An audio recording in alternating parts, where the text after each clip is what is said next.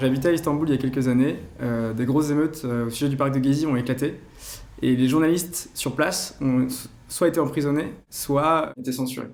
Je me suis rendu compte à l'époque que l'information circulait extrêmement bien sur les réseaux sociaux.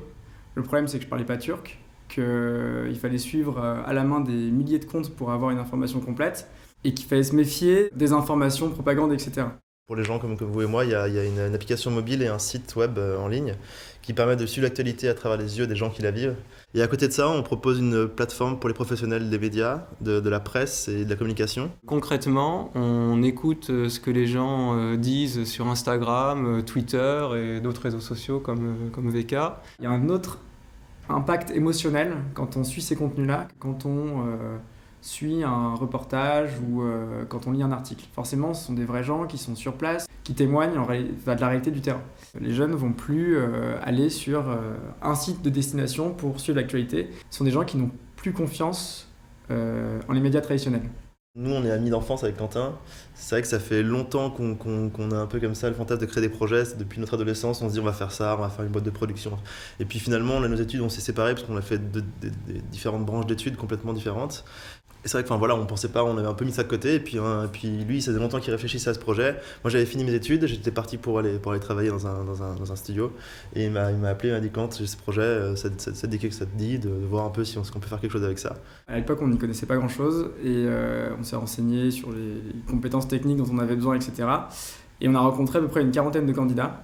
Et c'est vrai que Jean-Baptiste, très rapidement, il a compris de quoi il a retourné, en fait.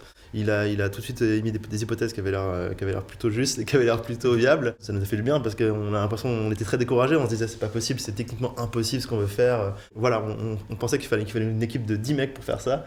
Et on s'est mis au travail tous les trois dès le lendemain. Il faut savoir que quand on monte une boîte, l'environnement, les proches, les amis, etc., les gens te prennent globalement pour un fou.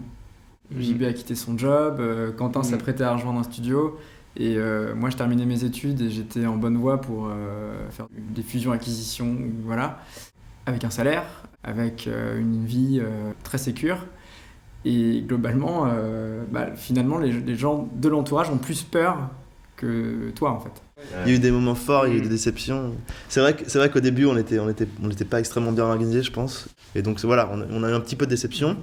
Après, l'un des premiers gros événements, je pense que c'était les premiers téléchargements. Je pense que c'est assez marrant. On attendait vraiment ce moment du premier téléchargement. Donc là, on reçoit une notification push pour nous dire que l'application est en ligne. Ouais, en fait, c'est excitant, mais à la fois, on se dit, bon, faut pas perdre le truc, faut continuer à bosser parce que il faut rendre ce téléchargement actif.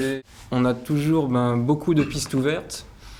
Et dans ces pistes, il y en a 1 sur 10 qui mènera à quelque chose. En fait, c'est des mini-doutes qui sont empilés. C'est-à-dire que c'est jamais un long doute où on se dit ça, mon projet, j'y crois pas, parce que si tu crois pas, c'est foutu. C'est plus genre, voilà, cet aspect du projet, je sais pas si ça va marcher. Hop, ça a marché, bon, ça c'est validé, je doute plus là-dessus. Alors c'est difficile, on est fatigué, il y a l'aspect financier qui est compliqué, il y a plein de choses compliquées, mais personnellement, j'ai pas l'impression de travailler. C'est un sujet qui me passionne, que je travaille avec des gens intéressants, qu'on rencontre en permanence des gens passionnants, qui ont une expertise hallucinante, qui nous apportent beaucoup. Ça reste super enrichissant, quoi. Et du coup, c'est pas pénible. C'est même agréable. Voilà.